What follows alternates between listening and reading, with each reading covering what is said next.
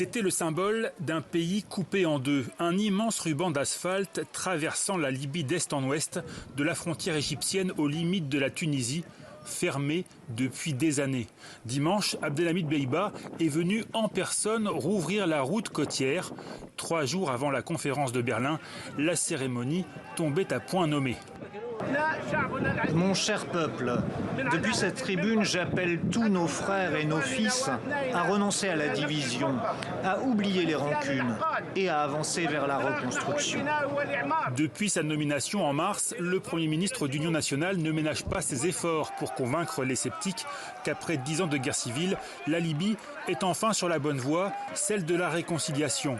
En moins d'un mois, Abdelhamid Beiba s'est rendu à Paris et à Rome. Il a reçu à Tripoli ses homologues italiens et espagnols, mais aussi ses voisins tunisiens et égyptiens. À tous, il promet des élections pour bientôt, décembre peut-être. Mais en coulisses, on lui reproche déjà de vouloir repousser l'échéance. Il est clair que le gouvernement actuel préférerait ne pas avoir d'élection. Mais c'est un engagement qui doit être mené à bien. Et dans les faits, le seul signe d'une hypothétique réconciliation libyenne reste à ce jour l'existence d'un gouvernement d'union nationale. Car sur le terrain, les assassinats politiques se poursuivent, les mercenaires étrangers sont toujours là.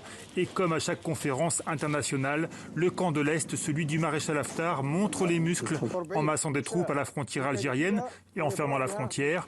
Puis il a protesté contre la cérémonie de dimanche qualifiée de décision unilatérale. Le gouvernement a fait volte-face. La route côtière n'a finalement pas été rouverte.